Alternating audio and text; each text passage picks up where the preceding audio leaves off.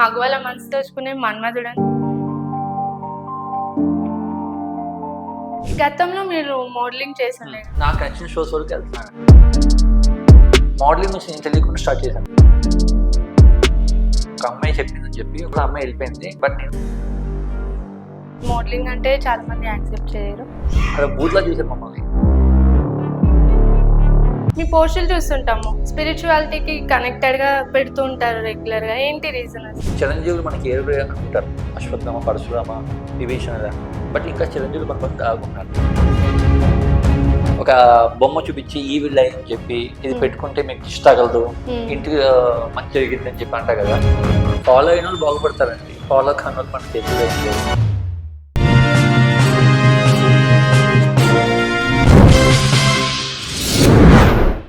Hi hello అందరికి నమస్కారం, నేను మీ Ravulika. Welcome to Social Post TV. So ఈ రోజు నేను ఒక ఇంపార్టెంట్ గెస్ట్ ని మీ ముందుకు తీసుకొచ్చాను. అతను ఒక యాక్టర్ అని చెప్పాలా, హీరో అని చెప్పాలా, రైటర్ అని చెప్పాలా, లేకపోతే సోషల్ మీడియా బజ్ అని చెప్పాలా, లేదంటే మగవాళ్ళ మనసు దోచుకునే మన్మధుడు అని చెప్పాలా. సో ఇవన్నీ విన్నాక మీకే అర్థమైంది అనుకుంటా. ఆ గెస్ట్ ఎవరు? ఎస్, ఆయనే జెస్సీ గారు. సో ప్రస్తుతం మనతో ఉన్నారు. సో ఆయనతో ఈరోజు స్పెషల్ ఇంటర్వ్యూ. బాగున్నానండి. మీరు ఎలా ఉన్నారు? బాగున్నారా? చాలా బాగుందండి. సో బిగ్ బాస్ వచ్చి చాలా గ్యాప్ వచ్చింది. After Bigg Boss, before Bigg Boss, మీ లైఫ్ లో ఏమైనా చేంజెస్? సేమ్ క్వశ్చన్ అండి, రిపీట్ చెప్తున్నాను. బాగానే ఉందండి. ఇప్పుడు ఏం ప్రాజెక్ట్స్ చేస్తున్నారు ప్రెసెంట్? ఇప్పుడైతే ప్రస్తుతానికి త్రీ సైన్ చేశానండి. అంటే నేను బేసికల్ గా యాక్టింగ్ కానీ రైటింగ్ ఎక్కువ ఇంట్రెస్ట్ నాకు. సో నేను రైటింగ్ మీద కూర్చున్నాను. సో నా సబ్జెక్ట్స్ ఇప్పుడు ఓకే అయినాయి. ఒక 3 years గ్యాప్ వచ్చింది. ఈ 3 years గ్యాప్ లో ఇప్పుడు సబ్జెక్ట్స్ ఓకే అయినాయి. సో ఒక 3 things, పెద్ద థింగ్సే వర్క్ చేస్తున్నాను. ఒక పెద్ద స్టార్ట్స్ తోనే వర్క్ అవుతుంది. So I'm planning to hit big అంతే.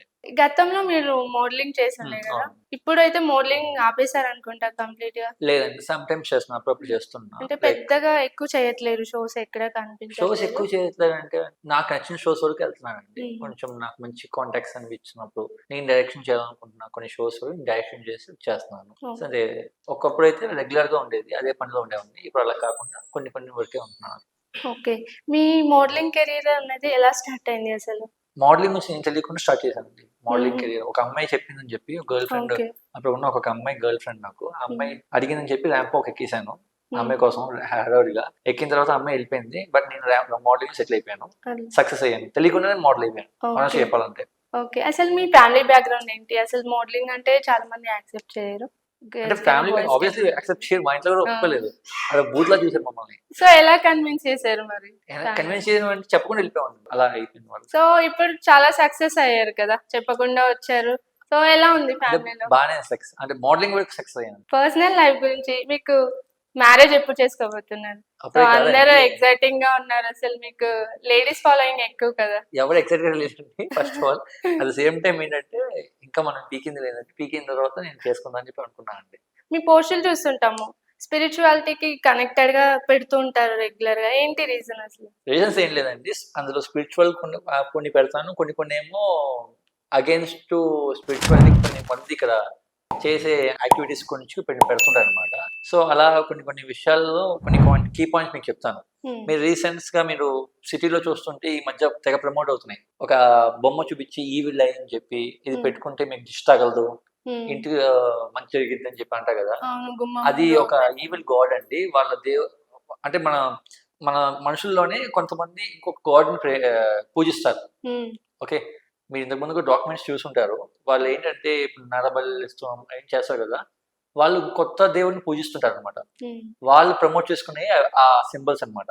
ఆ సింబల్స్ ఏంటంటే మనం మార్కెట్ లో పెట్టుకొని మనం ప్రమోట్ చేసుకుంటుంటాం. దానివల్ల ఏమైందంటే మనకి తెలియకుండా కొన్ని సంవత్సరాల తర్వాత మీరు, మీ పిల్లలు, వాళ్ళ పిల్లలు కూడా వాళ్ళకి పూజిస్తారనమాట. మీరు ఏంటంటే ఆత్మను కొనుక్కుంటున్నారు, ఆత్మని లాక్కుంటున్నారు మీ దగ్గర నుంచి. This is what the reality thing which is happening. మన పబ్స్ లో అట్లా కూడా మీరు సింబల్స్ కొని ఇప్పుడు ప్రమోట్ చేస్తుంటారు అట్లా. అది మన వాళ్ళు తెలియక బ్లైండ్ గా అట్రాక్ట్ అవుతున్నారు అట్లా కొంతమంది. సో వాళ్ళు ఏంటంటే మంచి అని చెప్పి మన చెడు వైపు అట్రాక్ట్ చేస్తున్నారు. That is what exactly happening. అది చెప్పడానికి నేను కొన్ని post I'm trying to say. అంటే చాలా మంది పెడతారు కానీ బట్ ఎవరు ఫాలో అవ్వరు. అంటే పెట్టుకుని ఫాలో అయిన వాళ్ళు ఎవరో చెప్పారు అని పెడుతుంటారు. ఫాలో అయిన వాళ్ళు బాగుపడతారండి, ఫాలో కాని వాళ్ళు మన చేతిలో ఏం లేదండి. మనం చెప్పడం వరకే మన ధర్మం అంతే. అంటే మీరు రెగ్యులర్ గా పురాణాల గురించి వీటి గురించి చదువుతుంటారా? అవును, తిరుగుతానండి ఎక్కువ. నేను టెంపుల్స్ రీసెర్చ్ చేస్తాను. అవును, దాని గురించి తెలుసుకున్న విషయాల్లో కొన్ని విషయాలు గొప్ప విషయాలు ఉన్నాయి మన కృష్ణుడి గురించి కానీ మహాభారతం కురుక్షేత్రం టైంలో నుంచి కానీ కొన్ని ఎలిమెంట్స్ చిరంజీవులు మనకి ఏడు అనుకుంటారు, అశ్వత్థామ, పరశురామ, విభీషణ, బట్ ఇంకా చిరంజీవులు కొంతమంది దాగున్నారు. అందులో మనకు తెలిసిన వ్యక్తి చిరంజీవి. ఆయన మన కోసం పోరాడి మళ్ళీ కనిపించకుండా పోయారు ఆయన, సుభాష్ చంద్రబోస్ గారు. ఈ వ్యక్తి చిరంజీవి, ఆయన మళ్ళీ తిరిగి వస్తారని చెప్పి నేను ఇప్పుడే చెప్పగలను. ఓకే, ఇలాంటి చాలా విషయాలు ఆయనే కాదు ఇంకా చాలా మంది ఉన్నారు గొప్పోళ్ళు.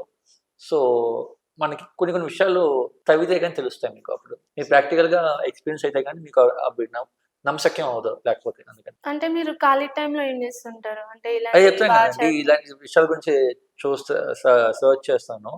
ఇంట్లో కానీ, అందుకే ఇంట్లో ఎక్కువ ఉండను, బయట తిరుగుతుంటాను ఎక్కువ. ఒక్కనే వెళ్ళిపోతుంటాను స్పిరిచువల్ ట్రిప్స్కి. వెళ్ళిపోయి ఒక్కనే వెళ్ళి కొన్ని విషయాలు తెలుసుకొని వస్తుంటా. అది మెయిన్ థింగ్ ఏంటంటే చాలా మంది అట్రాక్ట్ అయ్యారు. చాలా పెద్ద డైరెక్టర్స్ చెప్తున్నప్పుడు కూడా వాళ్ళ మూవీ కింద కన్వర్ట్ చేస్తే బాగుంటుంది అని చెప్పి వాళ్ళు ఫీల్ అయ్యారు అనమాట.